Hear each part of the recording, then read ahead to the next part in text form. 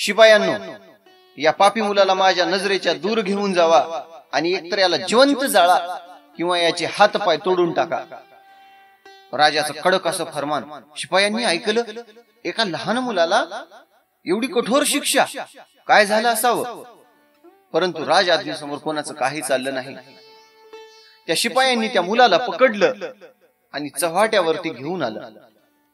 चव्हाट्यावरती एक चौरंग ठेवला आणि चौरंगावरती त्या मुलाला बसवलं. एखादी वेळेस राजा रागारागाने असा निर्णय घेतलेला आहे का काय, पुन्हा एकदा राजांना जाऊन या मुलाचं काय करावं म्हणून विचारण्यासाठी गेले. दुसरा तिसरा कोणी नसून राजाचाच तो मुलगा होता, राजकुमार कृष्णागर त्याचं नाव. आणि आपल्या मुलाला राजाने एवढी कठोर शिक्षा दिलेली, रागाच्या भरामध्ये एखादी वेळेस असं बोलले असावे आणि पुन्हा एकदा जाऊन राजाला विचारावं, राजा रागामध्ये आहे, तुम्हाला एकदा सांगितलेलं कळत नाही का? हात पाय तोडून टाका त्याचे.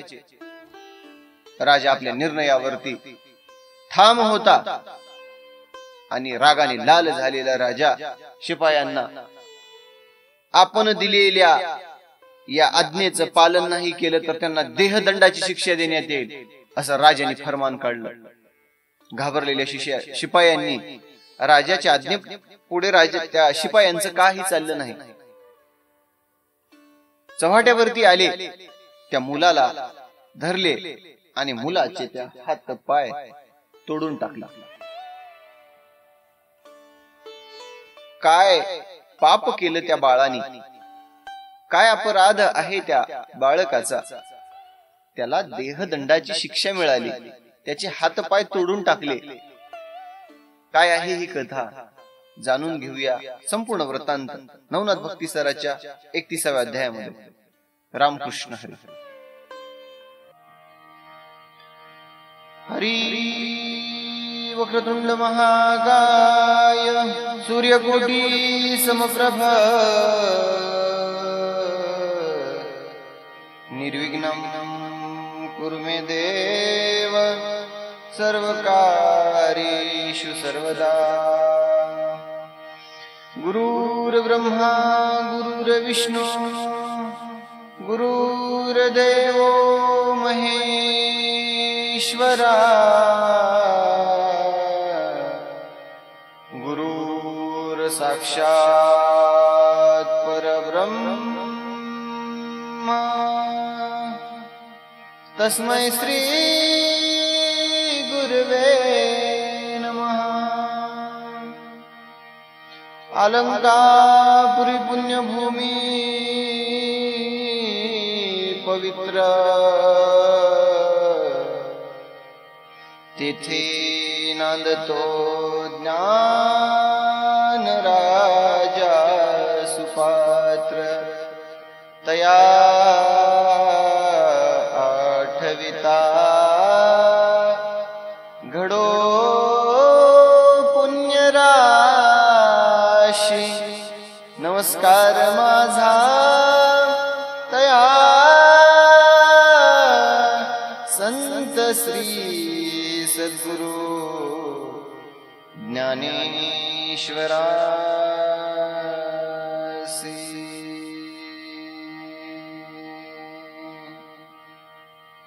संत श्री सद्गुरु ज्ञानेश्वरासी.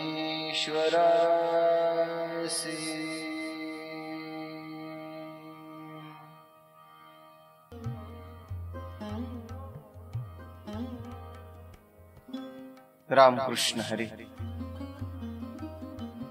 श्री गुरुला वंदन करून कथेला सुरुवात करूया. नवनाथ भक्तिसाराचा 31वा अध्याय चौरंगीची तपश्चर्या या अध्यायामध्ये वर्णन केलेली आहे. एके दिवशी राजा शिकारीसाठी जंगलामध्ये गेला. राजा शिकारीला गेलेला असताना राजमहालामध्ये एकटीच भुजावंती एकटीच होती. आणि आता महालामध्ये कोणीही नाही. आपण काय करावं? बाहेर आपण थोडस गवाक्षाच्या बाहेर बघावं काय वातावरण आहे. म्हणून भुजावंती बाल्कनीमध्ये आली. भुजावंतीनं पाहिलं. भुजावंतीची सहज नजर राजकुमाराकडे गेली. भुजावंती 13 वर्षाची होती, राजकुमार 17 वर्षाचा होता. राजकुमार पतंग उडीत होता. राजकुमाराचं चातुर्य पाहिलं, राजकुमाराचं सौंदर्य पाहिलं आणि तिच्या मनामध्ये काम उत्पन्न झाला आणि वाईट हेतून राजकुमाराला आपल्या महालामध्ये बोलवलं. राजकुमाराला महालामध्ये बोलवून तिच्या मनामध्ये असलेला वाईट हेतू राजकुमाराला म्हणत सांगितली. काष्टाप्रमाणे जळत असलेलं माझं हे शरीर, या शरीराचा काम अग्नी शांत कर. आणि आपल्या आईच्या तोंडून हे उद्गार ऐकलेल्या राजकुमाराने धिक्कार केला. तुझ्यामुळे, तुझ्यासारख्या पापिनी स्त्रियामुळे समाजामध्ये पदभ्रष्ट, या ठिकाणी नाते भ्रष्ट होऊन जातात. समाज नाव ठेवतो. आणि तिचा धिक्कार करून कृष्णागर निघून गेला. राजाला आणि नगरामध्ये ही जर वार्ता कळाली तर आपलं आता काही खरं नाही. आता आपल्या जगण्याला अर्थ नाही. आपण आत्मघात करावा या उद्देशाने तिच्या मनामध्ये आत्मघाताचे विचार चक्र फिरू लागले. आत्मघाताचा विचार करत आहे आणि चिंतामग्न असताना चिंतेमध्ये मंचकावर बसलेली आहे. या ठिकाणी तिची दासी आली आणि आपली राजकुमारी चिंतेमध्ये आहे आणि या चिंतेच्या अवस्थेमध्ये असणाऱ्या या राजकुमारीला आपण चिंतेमधून बाहेर काढावं. काय तिच्या मनामध्ये विचारांचं चक्र चालू आहे ते आपण लक्षात घ्यावं, विचारावं. म्हणजे राणी आपल्याला काहीतरी धन देईल.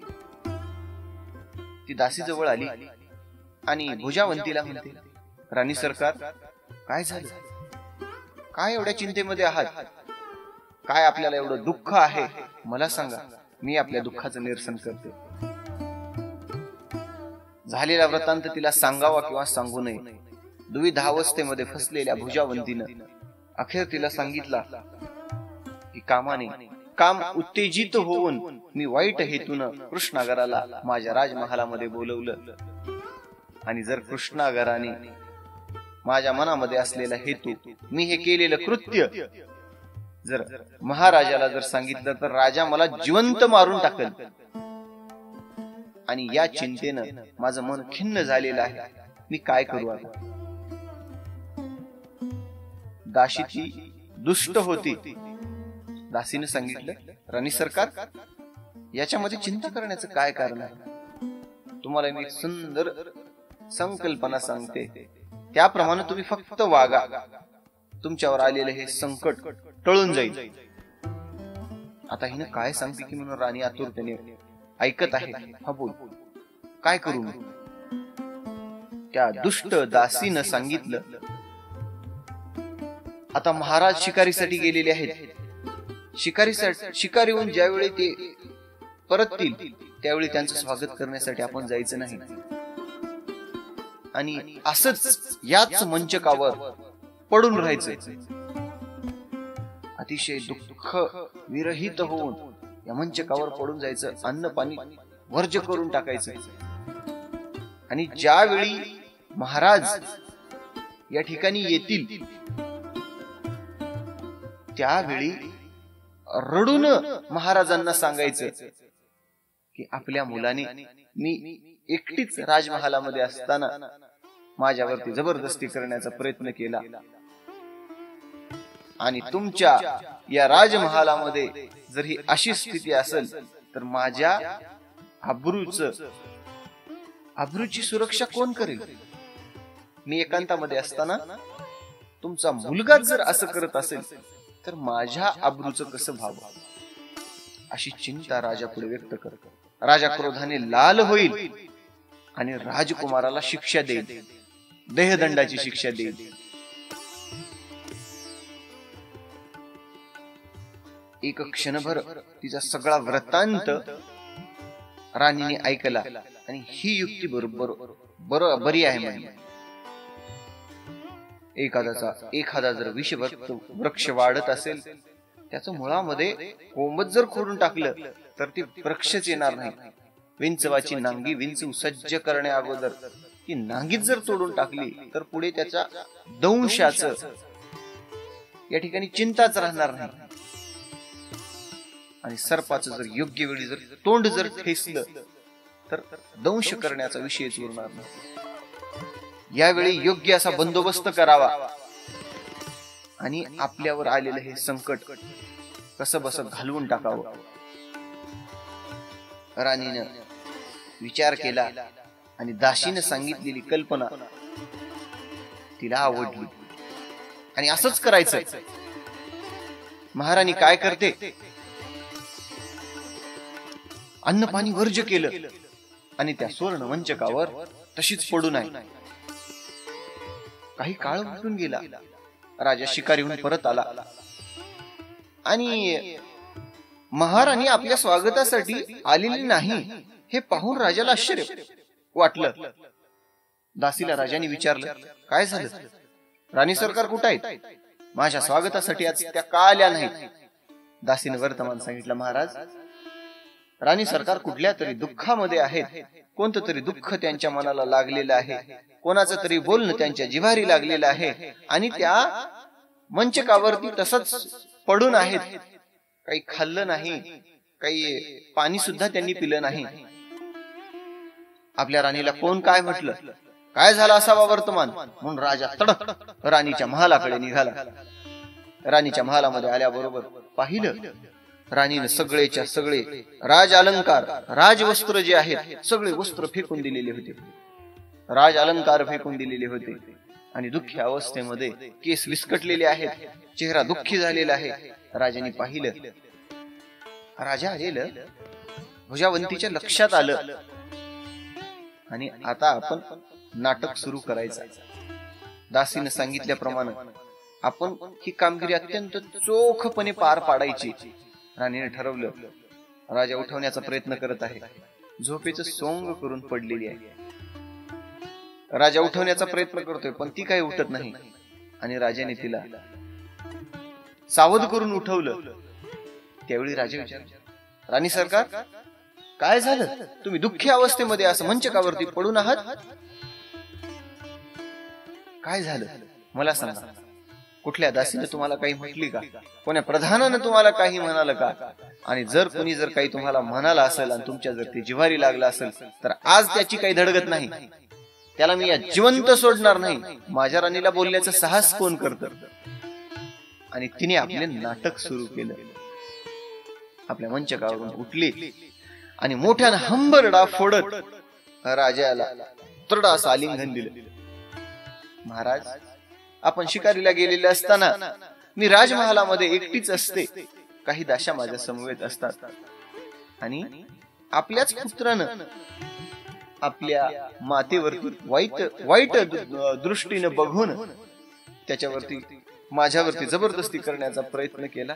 छे छे छे म्हणले, हे कृत्य लाजिरवान कृत्य आहे. आणि महाराज, जर तुमच्या या राजमहालामध्ये माझ्या अब्रूचं जर असं काही बरं वाईट होत असेल तर यापेक्षा जगण्यापेक्षा जिवंत मेलेलं बरं. प्राणघाताचे विचार माझ्या मनामध्ये घोंगावत आहेत महाराज, आणि शेवटचं तुम्हाला एकदा पाहावं आणि तुमचा निरोप घेऊन मग आपला काय ते प्राणघात करायचंय ते करून घ्यावं म्हणून मी या ठिकाणी बसलेली आहे. राजाने ऐकलं, आपली राणी काय बोलतेय आणि कृष्णागरानं साहस कसं केलं, आपल्या मातेवरती जबरदस्ती करण्याचा प्रयत्न कसा काय केला. राजा क्रोधाने लाल झाला आणि त्याच क्षणी आपल्या सैनिकांना आज्ञा दिली, शिपायांनो, माझ्या दुष्ट अशा मुलाला जिवंत जाळून टाका किंवा त्याचे हातपाय तरी तोडून टाका. कडक अशी शिक्षा राजकुमाराला दिली. सगळे शिपाई थरथर कापू लागले. काय झालं असावं, काय अपराध केला कृष्णागराने ज्यामुळे त्याला ही शिक्षा राजाने सुनावली. माझ्या शिक्षेची, माझ्या आज्ञेची आत्ताच्या आत्ता अंमलबजावणी करा. राजाला घाबरून सगळे शिपाई कृष्णागराकडे गेले, कृष्णागराला पकडले आणि नगराच्या चव्हाट्यावरती चौरंगावरती आणून बसवलं. त्यामधला एक शिपाई विचार करतोय, कदाचित राजाने हा निर्णय रागाच्या भरामध्ये घेतलेला आहे आणि या निर्णयाचा पुनर्विचार करण्यासाठी राजाला आपण पुन्हा एकदा जाऊन विचारावं. आणि कदाचित जर राजाचा राग शांत झालेला असेल तर राजा आपला निर्णय बदलेल. कोणी आपल्या पुत्राचे हातपाय तोडून टाकतं का? कोणी आपल्या पुत्राला जिवंत जाळण्यासाठी आज्ञा देतं का? आणि राजाकडून काहीतरी चूक झाली आहे, पुन्हा आपण राजाला जाऊन विचारावं. म्हणून एक प्रधान पुन्हा राजधानीमध्ये राजवाड्यामध्ये आला.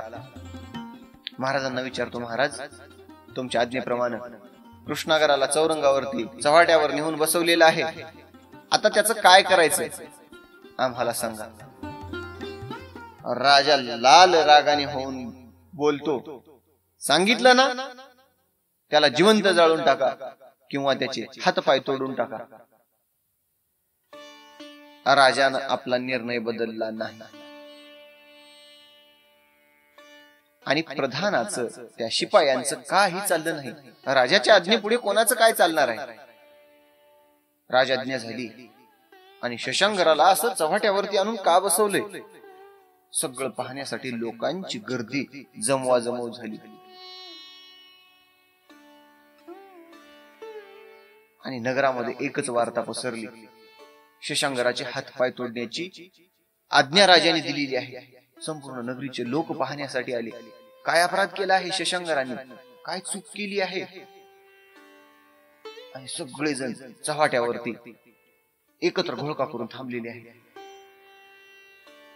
सगळ्यांची दृष्टी कृष्णागराकडे आहे. राजाच्या आज्ञेपुढे कोणाचं काही चाललं नाही. हातामध्ये शिपायांनी तलवार घेतली आणि शशांकराचा दोन्हीच्या दोन्ही हात या ठिकाणी तोडून टाकले आणि शशांकराचे दोन्हीच्या दोन्ही पाय तोडून टाकले आणि शशांकराच्या शरीराचा कृष्णागराच्या शरीराचा चौरंग बनवला. दोन्ही हात पाय तुटल्यामुळं अतिशय दुःख विरहित होऊन दुःखाने दुःख सागरामध्ये पडलेला अतिशय त्याच्या शरीराला वेदना होऊ लागल्या. कृष्णागराला काही कळायलाच मार्ग नाही.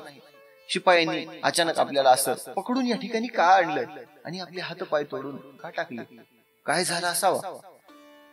मनामध्ये विचार करत आहे. विचारांचं वादळ त्याच्या मनामध्ये फिरत आहे.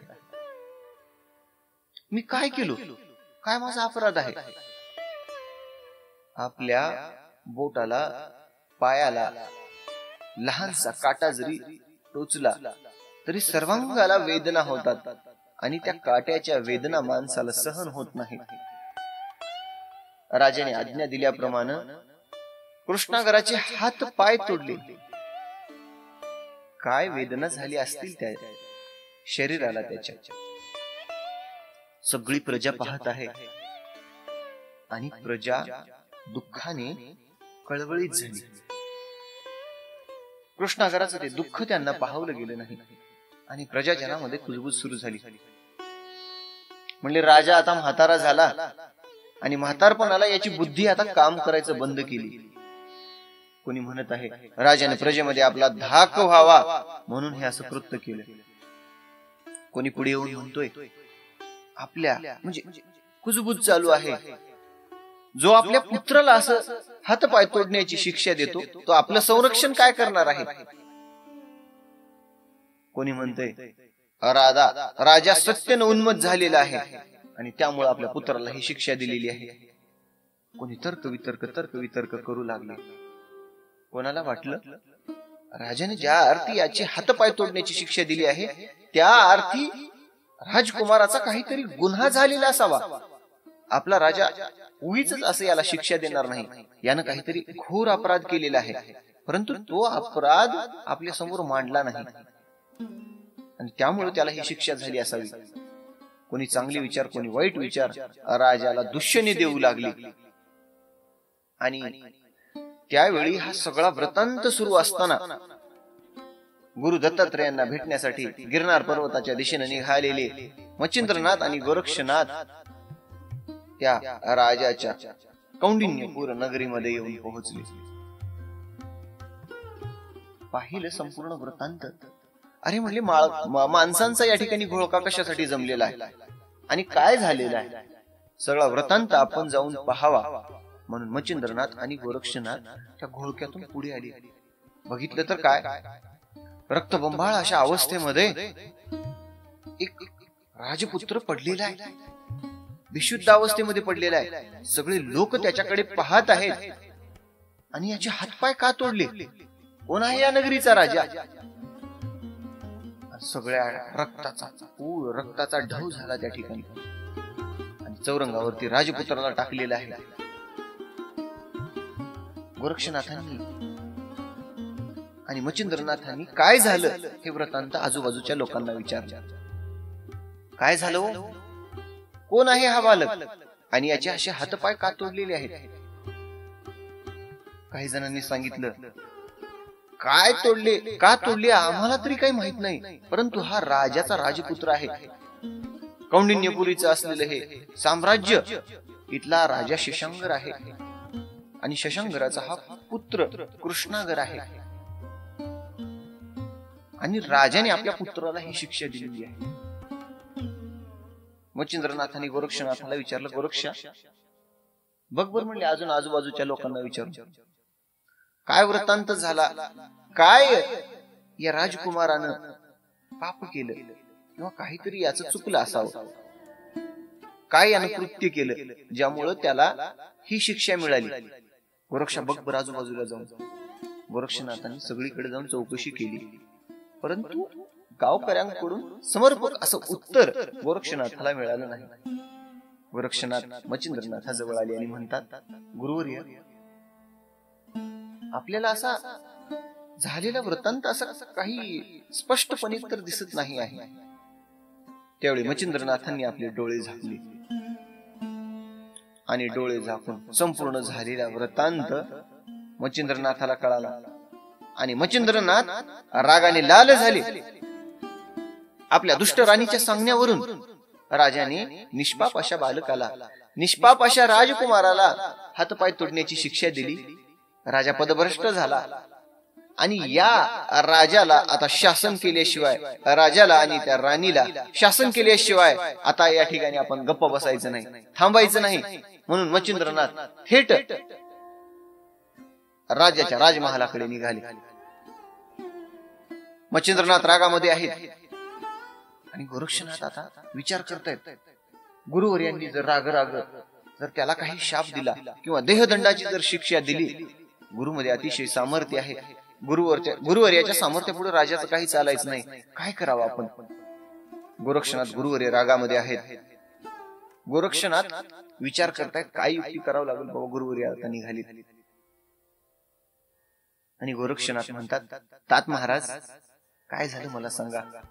मच्छिंद्रनाथांनी सांगितलं, आपल्या दुष्ट राणीच्या सांगण्यावरून राजाने आपल्या निष्पाप राजपुत्राचा अशी अवस्था केली राजपुत्राची, त्याचे हातपाय तोडले. संपूर्ण वृत्तांत गोरक्षनाथाला आणि मच्छिंद्रनाथाला कळाला. गोरक्षनाथांनी म्हटलं, महाराज या ठिकाणी आपण राजाला शिक्षा देणं उचित होणार नाही. आपण काय करावं, राजाकडूनच या मुलाला मागून घ्यावं. मच्छिंद्रनाथ काय आहे त्या मुलाचं नाव? गोरक्षनाथांनी सहज त्याचं नाव चौरंगी असं म्हटलं. चौरंगी म्हणली, आपण या चौरंगीला राजाकडून मागून घ्यावं आणि यालाच तपश्चर्येला बसवून यालाच सामर्थ्यवान बनवावं आणि याच्याकडूनच या दुष्ट राजाला आणि त्याच्या दुष्ट पत्नीला याच्याकडूनच शिक्षा करवावी. ज्यावेळी मच्छिंद्रनाथांनी डोळे बंद केले होते, त्यावेळी मच्छिंद्रनाथाला कळालं होतं की हा सामान्य मुलगा नाही, हा सामान्य बालक नाही आहे, हा प्रत्यक्ष या ठिकाणी भगवंताचा अवतार आहे. आणि भोलेनाथाचा वीर्यातून प्रगट झालेला हा कृष्णागर भगवंताचा अवतार आहे, त्यांच्या लक्षामध्ये आलं होतं त्यावेळीच. आपण काय करावं, राजाकडून या चौरंगीला काही तरी युक्ती करून मागून घ्यावं आणि याला सामर्थ्यवान बनून याच्याकडूनच त्या राजाला शिक्षा द्यावी. गोरक्षाची युक्ती मच्छिंद्रनाथाला पटली. रागारागामध्ये निघालेले मच्छिंद्रनाथ राजवाड्यापाशी येऊन ज्यावेळी पोहोचले, शिपायाला सांगितलं, आज्ञा द्या महाराजाला, आम्ही राजाला भेटण्यासाठी आलेलो आहोत. शिपायाने राजाला जाऊन वर्दी दिली, महाराज, 2 जती आलेली आहेत आणि आपल्याला भेटण्याची इच्छा प्रगट करतायत. राजा अतिशय धार्मिक वृत्तीचा होता आणि 2 साधू आपल्या द्वारामध्ये आलेले आहेत म्हणून राजाने सगळं काम सोडून दिलं आणि त्यांच्या स्वागतासाठी पुढे गेला. अत्यंत आदराने नमस्कार केला आणि त्यांच्या चरणावरती आपला माथा ठेवून म्हणतो, गुरुवर्य, हे महाराज, आपण या ठिकाणी आलात, मी कृतकृत धन्य झालो. या अभागी पामरावरती आपण कृपा करून स्वतः आपण येऊन या ठिकाणी मला दर्शन दिले, मी धन्य धन्य झालो महाराज. दोघांनाही आपल्या महालामध्ये बोलवून घेतलं. सुवर्णाच्या मंचकावरती, सुवर्णाच्या आसनावरती दोघांनाही बसवलं. त्यांची चांगल्या प्रकारे सेवा केली, पाहुणचार केला आणि मग राजा हात जोडून त्यांच्या समोर उभा आहे आणि विचारतो, हे नाथ महाराज, या आळशावरती आज आपण कृपा केली आणि आपल्या येण्याने मी धन्य झालो. माझं हे आपले सुंदर असे पावन चरण स्पर्श माझ्या राजमहालाला लागले, माझा राजमहाल पवित्र होऊन गेला. सगळा पाहुणचार झाल्यावर विचारतो, महाराज, आपल्या येण्याचं कारण काय आहे, मला सांगावं. राजाची करुणापर शब्द मच्छिंद्रनाथाने ऐकले आणि शांत झाले. मच्छिंद्रनाथ म्हणतात, राजा, तुझ्या नगरीमध्ये एका बालकाला शिक्षा झालेली आम्ही पाहिलं. त्या बालकाचे हातपाय तोडलेले आहेत आणि हातपाय तुटलेल्या अवस्थेमध्ये तो चव्हाट्यावर पडलेला आहे आणि त्या बालकाला मागण्यासाठी आम्ही या ठिकाणी आलेलो आहोत. राजा मोठ्याने हसला. काय म्हणला, काय करणार म्हणला त्या बालकाला नेऊन? म्हणला, काय तुमची सेवावी करणार नाही, त्यालाच हातपाय नाही तर तुमची काय सेवा करणार आहे? उलट त्याचं वज्ज तुम्हाला होईल आणि तुम्हालाच त्याला वागवत खांद्यावर घेऊन फिरावं लागेल. मच्छिंद्रनाथांनी कडक शब्दामध्ये राजाला म्हटलं, तू देणार आहेस किंवा नाही, फक्त एवढंच सांग, त्याचा फायदा आहे किंवा नाही हे आमचं आम्ही पाहून घेऊ. कडक शब्दामध्ये मच्छिंद्रनाथाचं ते बोलणं शशांक राजाने ऐकलं आणि राजा म्हणतो, घेऊन जावा, ठीक आहे, मला काही अडचण नाही आणि आपल्या इच्छेप्रमाणे गुरुवर्य घेऊन जावा. राजाला निरोप देऊन मच्छिंद्रनाथ आणि गोरक्षनाथ निघाले. वाटेमध्ये जाताना अतिशय दुःख अवस्थेमध्ये कृष्णागर आहे. हातपाय तुटल्यानंतर त्याच्या शरीराला किती वेदना झाली असतील, किती त्रास झाला असेल आणि गुरुवर्याचा स्पर्श झाला आणि त्याच्या वेदना काहीशा कमी झाल्या.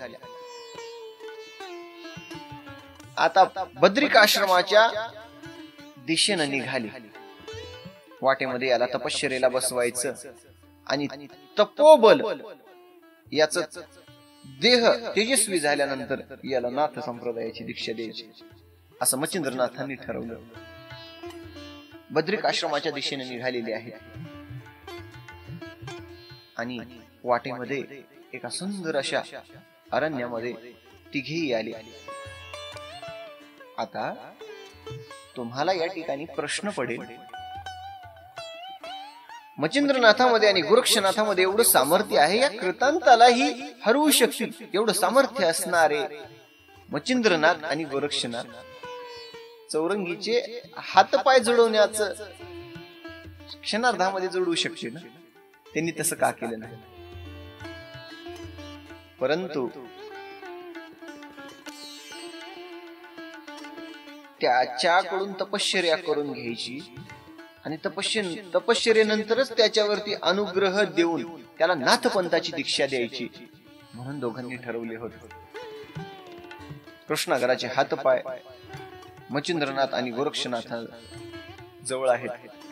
ते हातपाय तळून काढले. ते हातपाय प्रश्न करायला काय वर्तमान म्हणजे काय करतायत, काय कळायलाच तयार नाही. परंतु हे दोन साधू अतिशय कोमल हृदयाचे आहेत हे कृष्णागराच्या लक्षामध्ये आलं होतं. आणि चौरंगीला घेऊन, गोरक्षाने दिलेलं नाव चौरंगी, चौरंगीला घेऊन मच्छिंद्रनाथ आपल्या खांद्यावरती घेऊन निघाले. बद्रिकाश्रमाजवळ आले आणि तिथे गुहा पाहिली.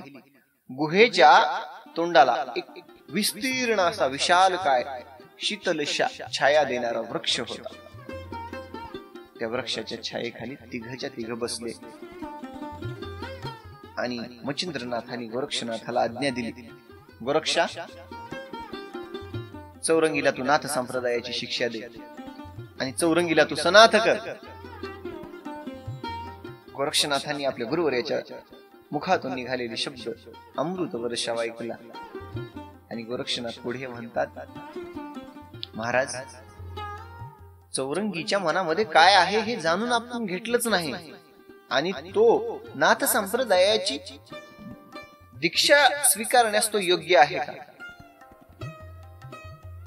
आमच्या नाथ संप्रदायामध्ये गुरु शिष्य परंपरा आहे आणि शिष्याची पात्रता पाहिल्याशिवाय त्याला दीक्षा दिली जात नाही. किती श्रेष्ठ आहे आमचा नाथ संप्रदाय.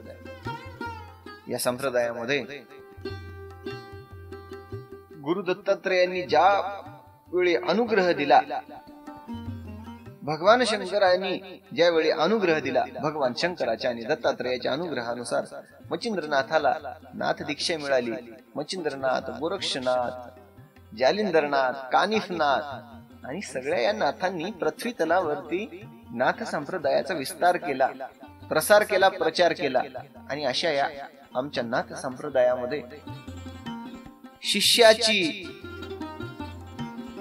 योग्यता पाहिल्याशिवाय त्याला दीक्षा दिली जात नाही. गोरक्षनाथ म्हणतात, गुरुवर्य, याची योग्यता आपण तपासून पाहिल्याशिवाय आपण याला दीक्षा देऊ नये. मच्छिंद्रनाथांनी म्हटलं, त्याला तपश्चर्येसाठी तर बसण्यासाठी सांग. आणि गुहा अशी सुंदर पाहिली. गोरक्षनाथ त्या गुहेमध्ये गेले. बाहेर हे दोघे बसलेले आहेत. अस्त्र या ठिकाणी प्रयोजन केलं आणि गुहेमध्ये सगळीकडे अंधार तयार केला. शिळा स्थापन केली त्या गुहेमध्ये एका कडला आणि आता त्या शिळेवरती चौरंगीला तपश्चर्येला बसवायचं मनामध्ये ठरवलं. परंतु त्या आधी चौरंगीला विचारावं त्याच्या मनामध्ये काय आहे. गोरक्षनाथ चौरंगी जवळ आले आणि चौरंगीला म्हणतात, चौरंगी, तुला या ठिकाणी शिळेवर तपश्चर्येसाठी बसवण्यासाठी आमच्या मनामध्ये इच्छा आहे आणि तुझ्या मनामध्ये काय आहे आम्हाला सांग. गुरुवर्य, आपली आज्ञा शिरसावंद्य, आपण सांगाल त्याप्रमाणे मी कार्य करेन. गोरक्षनाथ म्हणतात, 12 वर्षापर्यंत तुला या गुहेमध्ये कठोर तपश्चर्या करायची आहे, करशील का? हो गुरुवर्य, आपली आज्ञा शिरसावंद्य. आणि मच्छिंद्रनाथाच्या आदेशाप्रमाणे गोरक्षनाथांनी एक शिळा स्थापन केली होती त्या गुहेमध्ये. चौरंगीला आणलं, त्या शिळेवरती बसवलं आणि शिळेवरती बसवून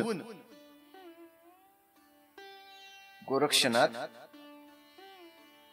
चौरंगीला सांगतात, चौरंगीच्या बसायला एक शिळा दिली, त्याच्या पुढे एक शिळा तयार केलेली होती. चौरंगीला सांगितलं की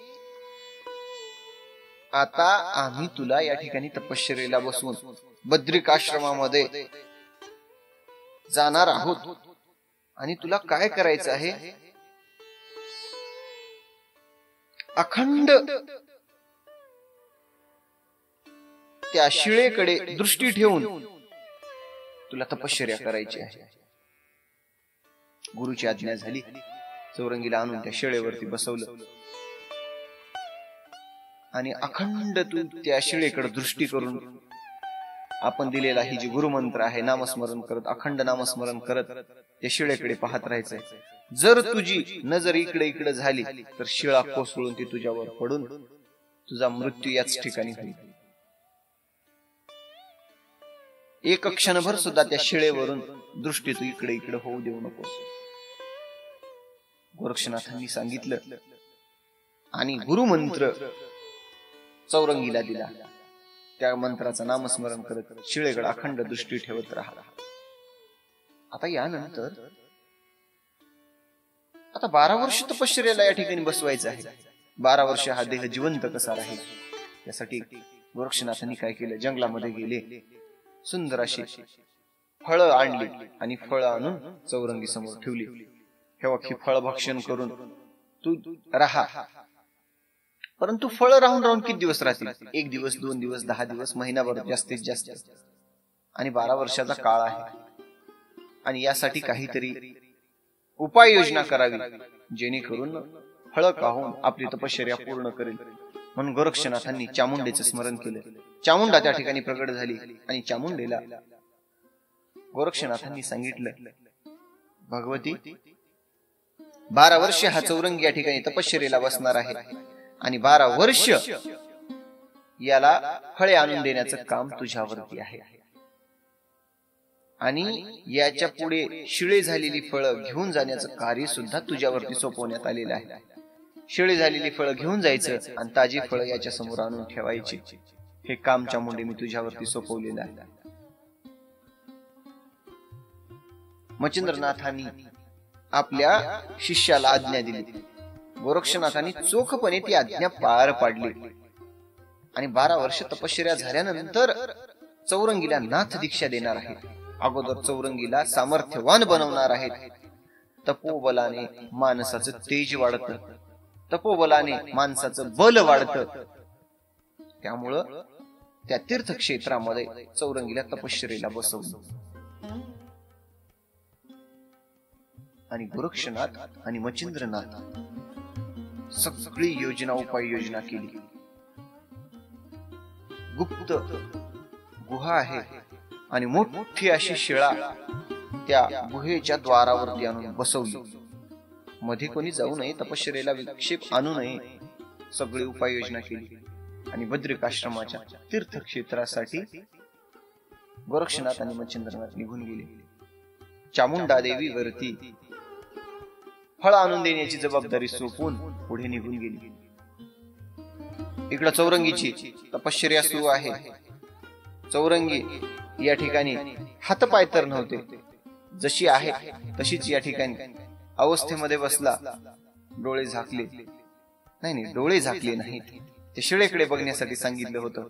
अखंड त्या शिळेकडे दृष्टी दिली. शिळेकडे दृष्टी आहे. जर दृष्टी इकडे इकडे झाली तर ती शिळा कोसळून आपल्यावर पडणार आहे. आपल्या गुरुवर यांनी सांगितलेलं आहे. दिलेल्या गुरुमंत्राचा जप करत अखंड त्या शिळेकडे दृष्टी ठेवणार. हो, त्या अंधाऱ्या अशा गुहेमध्ये चौरंगीची तपश्चर्या सुरू आहे. रात्रंदिवस नामस्मरण आहे. जर क्षणार्धामध्ये दृष्टी इकडे इकडे झाली तर शिळा कोसळून पडल, म्हणून ती गोरक्षनाथाने ठेवलेले फळ सुद्धा खाले नाही. जीवाच्या भीतीने गुरुने दिलेल्या गुरुमंत्र जप करत अखंड त्या शिळेकडे पाहत चौरंगीची तपश्चर्या सुरू आहे. वर्षानुवर्ष उलटून गेली आणि चौरंगीच्या देहावरती या ठिकाणी वारुळ तयार झालं. हो, परंतु तशा त्या सुद्धा अवस्थेमध्ये चौरंगी हल्ला नाही आणि चौरंगीने आपलं नामस्मरण अखंड सुरू ठेवले. नित्यनेमाप्रमाणे चामुंडा येत आहे. फळ तर काही चौरंगीना खात नाहीत. ते फळ जुने घेऊन जायचे, शिळे झालेले, नवीन ताजे फळ आणून ठेवायचे. परंतु अतिशय गुप्तपणे ही कामगिरी करण्यासाठी चामुंडेला सांगितलेलं होतं. त्या फळाकडे चौरंगीचं लक्ष सुद्धा नाही. आपलं लक्ष इकडे इकडे गेलं तर ही शिळा आपल्यावरती कोसळायची. म्हणून अन्न पाणी सगळं या ठिकाणी वर्ज्य झालं आणि हवाच भक्षण करून जिवंत राहिलेला तो चौरंगी, त्याचं शरीर अतिशय कृश झालं आणि संपूर्ण मांस त्या हाडाला चिकटून बसलं आणि अतिशय कृश झालेल्या अवस्थेमध्ये चौरंगीच्या देहाचं अस्थिपंजर अवस्थेमध्ये झालेला त्याचा देह गुरुवर यांनी दिलेला गुरुमंत्र अखंड नामस्मरण करत नामस्मरणाच्या या आत्म आनंदामध्ये, स्वात्मानुभव आनंदामध्ये बुडून गेलेला चौरंगी गुरुचा गुरुमंत्र घोकम पाठ करत 12 वर्षापर्यंत बसला. त्याच्या शरीरावर वारूळ वाढून सुद्धा इकडे इकडे हल्ला नाही. आणि आपली जी अखंड तपश्चर्या आहे ती तपश्चर्या चालूच ठेवली. आणि गुरुमंत्राच्या अखंड जपामुळे त्या परिस्थितीमध्ये सुद्धा तपानुष्ठान करीत चौरंगी जिवंत होता. 31व्या अध्यायाची ही कथा आहे. सगळ्या श्रोत्यांनी कथा श्रवण केली आणि इथपर्यंत जर आपण अध्याय ऐकलेला असेल तर या अध्यायाची फलश्रुती आपल्याला प्राप्त झालेली आहे. काही गोड अशा ओव्या घेऊन या अध्यायाचं निरूपण करूया. ज्यावेळी नवनाथ भक्तिसाराच्या पवित्र अशा या ओव्या आपल्या कानावरती पडतात, आपल्या घरामध्ये घुमतात, त्यावेळी घरामध्ये असलेल्या ज्या निगेटिव्ह जी वाइब्स आहेत, नकारात्मक जी ऊर्जा आहे, नकारात्मक ऊर्जा निघून जाते. मोठं सामर्थ्य आहे आमच्या नवनाथ ग्रंथामध्ये. पृथ्वी तलावरती असलेल्या जेवढ्या सगळ्या या ज्या विद्या आहेत, जारण, मारण, तारण, उच्चाटन, वशीकरण, सगळ्याच्या सगळ्या या शाबरी विद्या आहेत.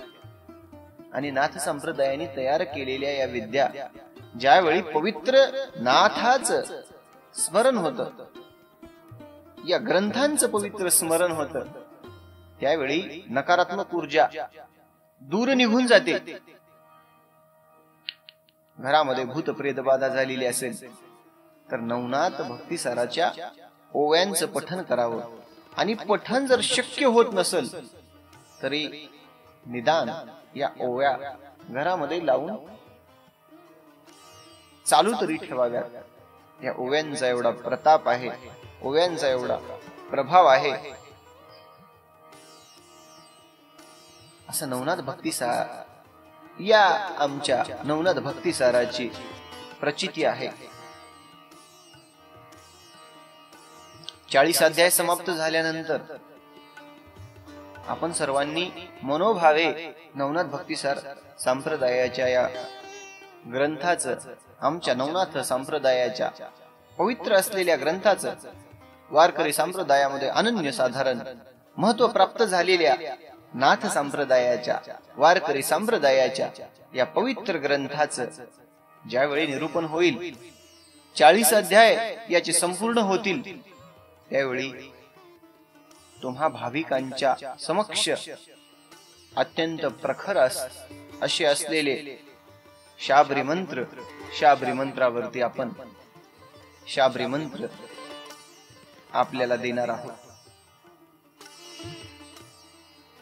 धनधान्य वृद्धीसाठी, व्यापार वृद्धीसाठी दिलेले सर्व कार्यसिद्धीकर मंत्र, शाबरी विद्येच्या मूळ ग्रंथातले मंत्र जे अतिशय गुह्य पद्धतीनं जपून ठेवलेले आहेत, ते मंत्र सहजासहजी कोणालाही प्राप्त होत नाही. त्या मंत्राची दीक्षा कशी घ्यायची, त्या मंत्र, आणि हे सिद्ध केलेले मंत्र आहेत.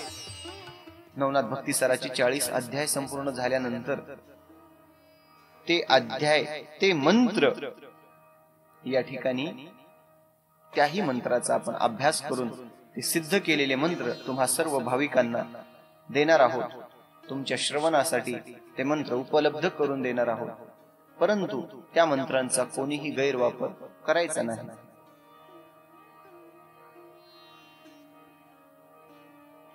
श्री गुरुला वंदन करून पवित्र अशा या ओव्या घेऊयात.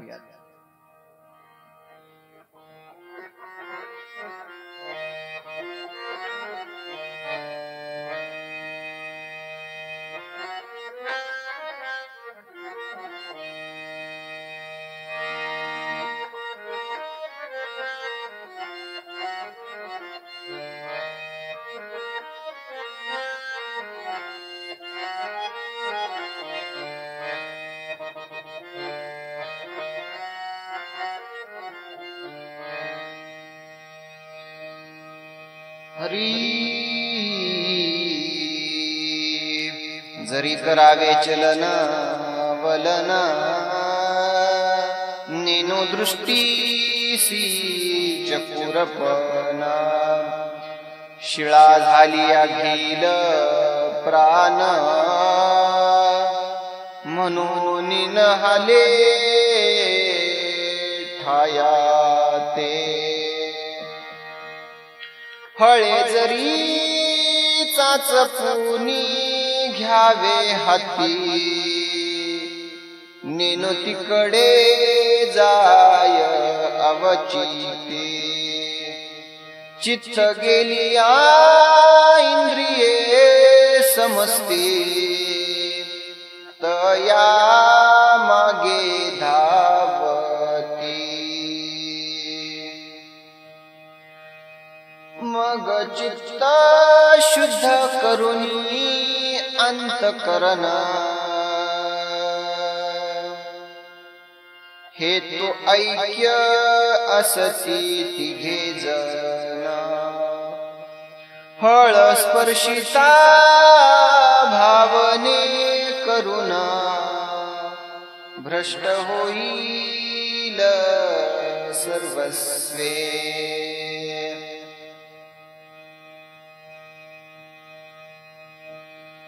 मग मंत्र रूपे स्मरण शक्ती अबुद्ध करील माझी मते म्हणून सांडिले फलप्राप्ती योगाहुनी लक्षित से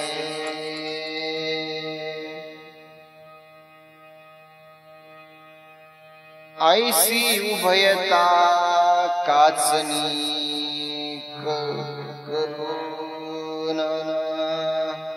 आटत चालिले रुधिर प्राण परी ते रुधिर मास लक्षण आटत आहे तव सत्य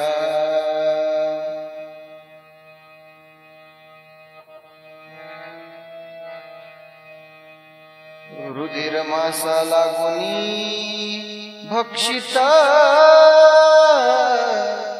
भक्षुनी उदकमय करीत शेवटी चित्तासी हरिता भक्षण करीत से नित्यशहा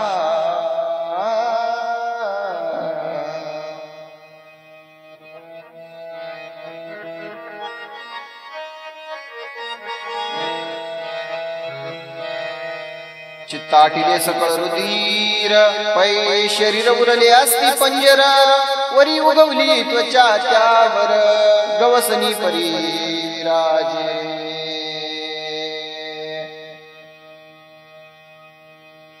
जोवरी शरीर असे प्राण तोवरी असती त्वचा घ्राण प्राण भंगल्या भंग जाण सर्वत्रासी माहिती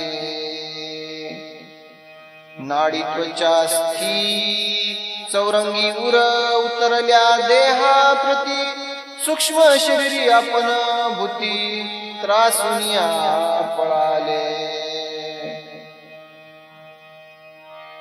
मग तो देह काष्ठा समान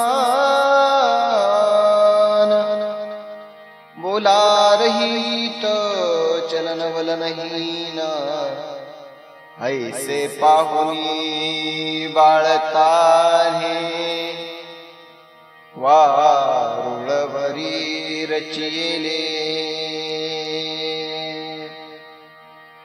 मग तितुकी दृष्टी हरल्या प्रती मुखी ध्वनी मंत्र शक्ती तितुके उरे मग निश्चिती जिकडे तिकडे झाली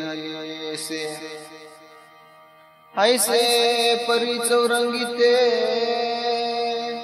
झाले आहे निज देहाते यावरी पुढील स्वार्थे पुढील अध्याय ऐकाते तरी हा ग्रंथ नवरत्नहार आणि वैडूर्य स्वतेजा पार तुम्हा श्रोतिया शृंगार धुंडी सुत अर्पितसे नरहरी वंश मालुते मालू नरहरीचा शरणागत तो हा भक्तिपूर्वक ग्रंथ श्रोतियांते संकल्पिला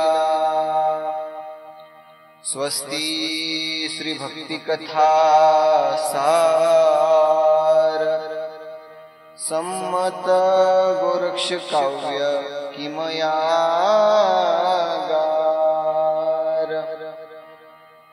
सदा परिसरो परिसोत श्रोते चतुर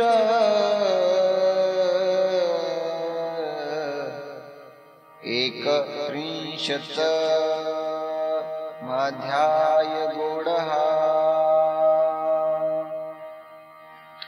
श्री कृष्णार्पणमस्तु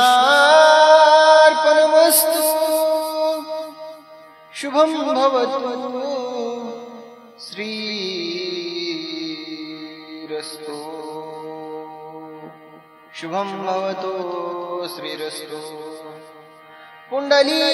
पुंडलीकवरदे हरि विठ्ठल श्री ज्ञानदेव तुकाराम ज्ञानेश्वर महाराज की जय कपिवर्य महारुद्र हनुमान की जय अवधूत चिंतन श्री गुरुदेव दत्त वासुदेव हरि श्री नवनाथ महाराज की आता विश्वात्मक के देवे येणे वाग्यज्ञ तो शावे तो शोनी मज द्यावे वसाय दान हे जे खळांची व्यंकटी सांडो तया सत्कर्म वीरती वाढो भूता परस्परे पडो मैत्र जीवांचे दुरितांचे तिमिर जावो विश्वस्वधर्म सूर्य पाहो जो जीवांशील तो ते लाहो प्राणी जात वर्षत सकळ मंगळी ईश्वर निष्ठांची मांदियाळी अनवरत भूमंडळी भेटो तया भूता चला कल्पतरूचे आरव चेतना चिंतामणीचे गाव बोलते जे अर्णव पियुषांचे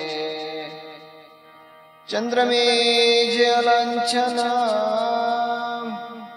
मारतंड जे तापहीन ते सर्वाही सदा सज्जन सोय रे होतो किंबहुना सर्व सुखी पूर्ण हो नीती लोकी भजिजो आदि पुरुखी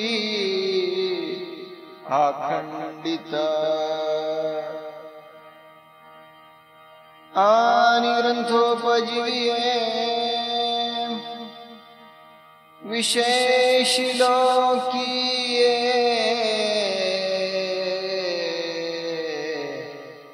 द्रष्टा दृष्ट विजयी हो आवेजे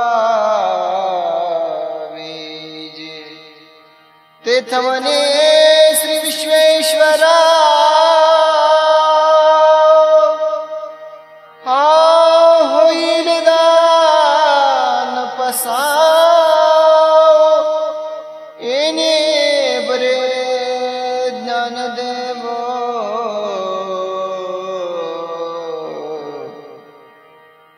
सुखिया झाला, सुखिया झाला, सुखिया झाला।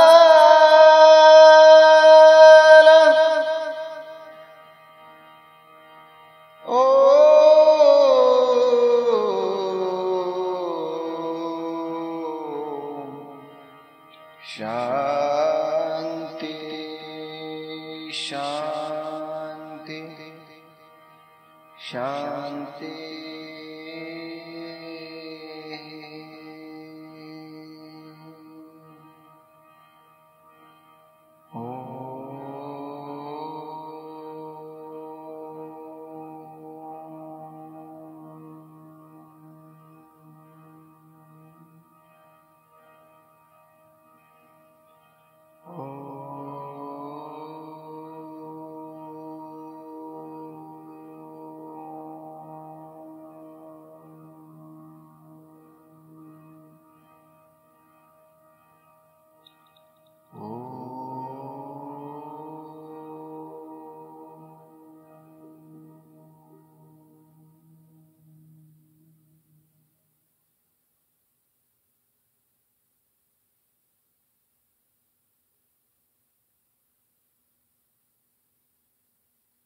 श्री ज्ञानोबारायांचे वसायदान डोळे बंद करून म्हणाल्यानंतर जी देहाला दिव्य शांती मिळते ती शांती तर कुठेही नाही।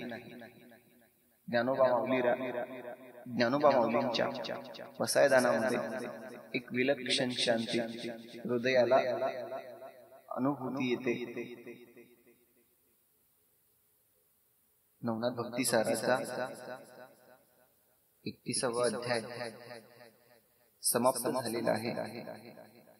अध्यायाची फलश्रुती अशी आहे, जो कोणी भक्तिभावाने या अध्यायाचं मनन पठन किंवा नुसतं श्रवण करेल, ज्याच्यावरती शाबरी मंत्राचे कपट प्रयोग आहेत, आपल्यावर शाबरी मंत्राचे कपट प्रयोग होणार नाहीत। या अध्यायाच्या श्रवणाने ध्यानाने आपल्यावरती या मंत्रांचे प्रयोग होणार नाही आणि कपटबाधा होणार नाही, असा या अध्यायाची फलश्रुती आहे। सर्वांनी अतिशय भक्तिभावाने कथेचं सुंदर अशा स्मरण केलं। सर्वांचे मनपूर्वक धन्यवाद।